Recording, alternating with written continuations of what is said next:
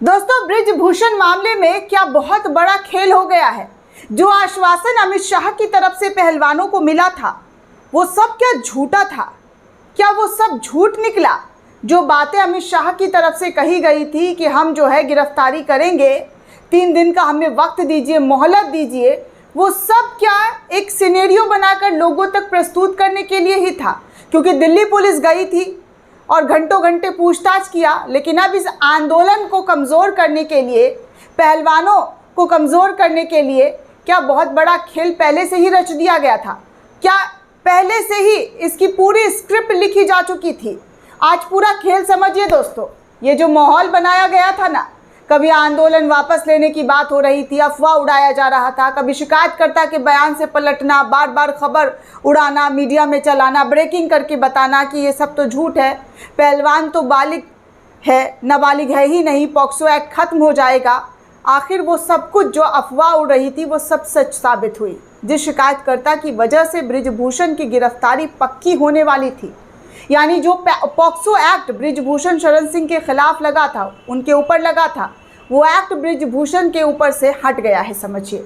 क्योंकि जिस नाबालिग लड़की ने आरोप लगाया था वो अपने आरोप से ही अब पलट गई है।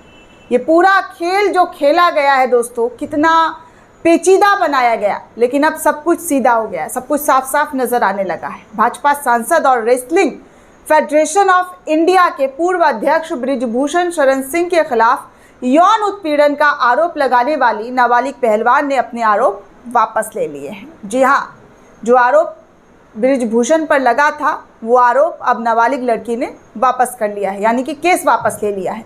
ये बात इंडियन एक्सप्रेस ने आज की अखबार में छापते हुए इसकी जानकारी दी है। हेडलाइन बनाते हुए इंडियन एक्सप्रेस ने इस पूरे खबर की जानकारी दी। नाबालिग के आरोप के आधार पर ही दिल्ली पुलिस ने भाजपा सांसद पर पॉक्सो एक्ट की धाराएं भी लगाई थी। जी हाँ, पुलिस ने भाजपा सांसद पर पॉक्सो एक्ट इन्हीं धाराओं पर लगाई थी, क्योंकि नाबालिग ने उनसे यौन उत्पीड़न का जो है शिकायत किया था दिल्ली पुलिस से। 7 महिला पहलवानों ने बृजभूषण शरण सिंह पर यौन उत्पीड़न का आरोप लगाते हुए 2 FIR दर्ज कराई थी। नाबालिग पहलवान ने बृजभूषण शरण सिंह के खिलाफ न सिर्फ दिल्ली पुलिस के सामने अपने आरोप दोहराए, बल्कि बाद में धारा 164 के तहत होने वाले बयान में भी यौन उत्पीड़न के आरोपों को दोहराया था। लेकिन अब नाबालिग पहलवान ने फिर से धारा 164 में अपने बयान दर्ज कराए हैं। समझा जाता है कि उसने पिछले आरोपों को नहीं दोहराया जो पॉक्सो एक्ट में आते हैं, उन सब आरोपों से वो पीछे हट गई। इंडियन एक्सप्रेस ने सूत्रों के हवाले से ये जानकारी साझा की है और 17 साल की पहलवान ने दंड प्रक्रिया संहिता की धारा 164 के तहत एक मजिस्ट्रेट के सामने एक नया बयान दर्ज करवा दिया है। दोस्तों, धारा 164 के बयान को अदालत में सबूत माना जाता है। अब ये तय करना अदालत पर निर्भर रहेगा कि वो 164 के किस बयान को सबूत के रूप में स्वीकार करता है। नाबालिग पहलवान के पहले बयान में चूंकि बाल यौन उत्पीड़न के आरोप लगाए गए थे और अगर अदालत ने उसे स्वीकार किया तो बृजभूषण की मुश्किलें बढ़ जाएंगी। लेकिन अगर जिस तरीके से नाबालिग लड़की ने अपने बयान वापस ले लिए हैं, उससे ये मामला पूरा का पूरा कमज़ोर हो जाएगा। जैसा कि इंडियन एक्सप्रेस की हेडलाइन में ये बताया जा रहा है कि नाबालिग लड़की ने अपने तमाम आरोप वापस ले लिए हैं। लेकिन अदालत ने अगर बाद में धारा 164 के बयान को स्वीकार किया तो दोस्तों बृजभूषण को बहुत बड़ी राहत मिल सकती है इस केस में, और इनफैक्ट मिली हुई भी है। क्योंकि 1 महीने से बृजभूषण शरण सिंह बार बार चैलेंज कर रहे थे, बार बार वो मीडिया के सामने आकर कह रहे थे, वीडियो पोस्ट करते हुए, कि अगर कोई जो है उनके खिलाफ सबूत ला कर दे दे, सबूत दिखा दे तो वो फांसी पर लटक जाएंगे। ऐसे बहुत बड़े बड़े चैलेंज किए जा रहे थे और उन चैलेंज का नतीजा आज आपके सामने है। बहरहाल दोस्तों, इंडियन एक्सप्रेस ने यह भी लिखा है कि उसने नाबालिग के पिता से संपर्क किया है, लेकिन उन्होंने सवाल का कोई भी जवाब नहीं दिया है। अभी इस पूरे मामले पर अपनी कोई भी टिप्पणी नहीं दी है। नाबालिग पहलवान ने दिल्ली पुलिस में जो FIR दर्ज कराई थी, जिसे इंडियन एक्सप्रेस और बाकी मीडिया ने रिपोर्ट भी किया था। इंडियन एक्सप्रेस की उस रिपोर्ट के अनुसार नाबालिग के पिता ने उस वक्त कहा था कि वो उनकी बेटी, यानी कि पूरी तरीके से उनकी बेटी बहुत ज़्यादा परेशान है, डिप्रेशन में है और अब शांति से वो नहीं रह सकती है। आरोपी यानी कि बृजभूषण ने उनका यौन उत्पीड़न जारी रखा था, जिससे वो परेशान हो गई है।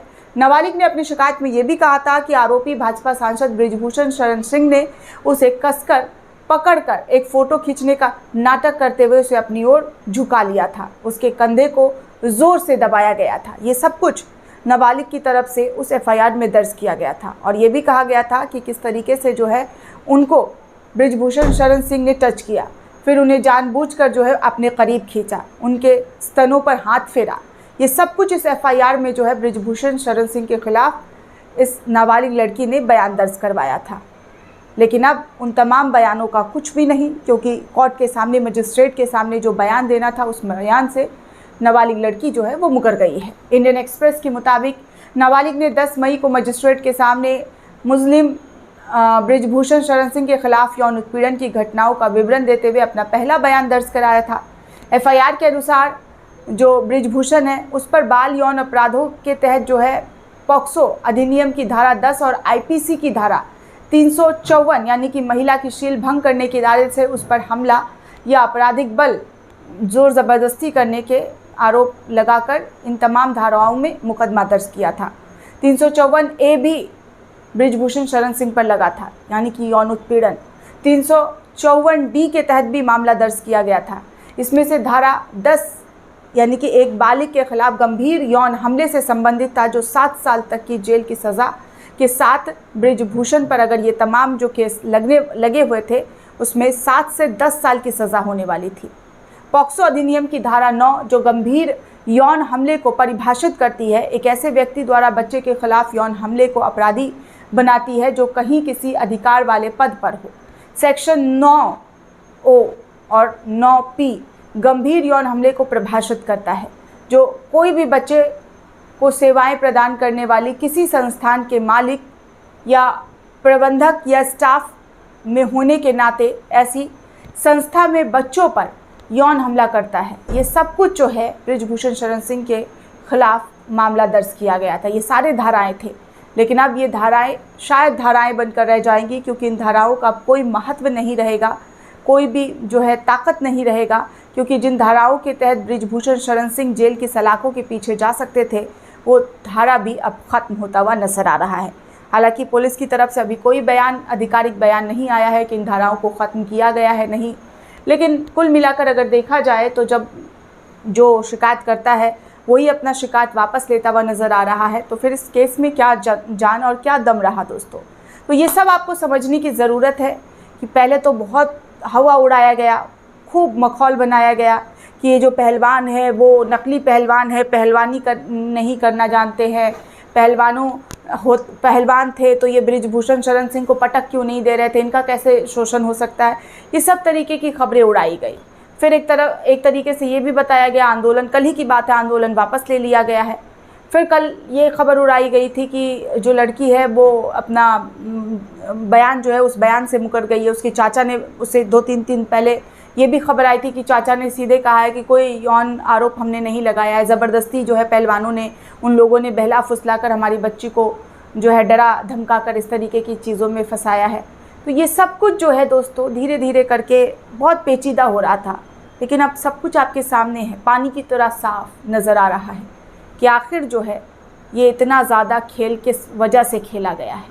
आपको ये भी बता दूं दोस्तों कि जब ये पूरा बयान सामने आया, ये पूरी बातें सामने आई, तो वरिष्ठ एडवोकेट जो हैं रेबका जॉन ने इस पूरे मामले पर अपनी प्रतिक्रिया दी है। रेबका जॉन ने कहा कि इशारा करते हुए कि यही वजह है कि किसी आरोपी पर पॉक्सो एक्ट जब लगाया जाता है तो उसकी तुरंत गिरफ्तारी ज़रूरी है, अन्यथा वो संबंधित लोगों पर दबाव डाल सकता है, डरा सकता है, धमका सकता है। इस मामले में तो मुस्लिम वैसे भी सत्तारूढ़ राजनीतिक दल का सांसद है। कुल मिलाकर ये मामला बहुत ही नाजुक मोड़ पर आ गया है और इसमें अदालत की भी परीक्षा होनी है कि वो धारा 164 के किस बयान को स्वीकार करती है और किसको नहीं। देखने वाली बात है दोस्तों कि इस पूरे खेल में किसकी जीत और किसकी हार होती है। दोस्तों इस पूरे रिपोर्ट को लेकर आप क्या सोचते हैं, आपकी क्या प्रतिक्रिया है, हमें कमेंट करके ज़रूर बताइएगा। साथ ही साथ चैनल को अगर आपने अब तक सब्सक्राइब नहीं किया है तो जल्दी से चैनल को सब्सक्राइब कीजिए और वीडियो को ज़्यादा से ज़्यादा लोगों तक शेयर कीजिए ताकि हर जानकारी, हर अपडेट आप तक पहुँच सके।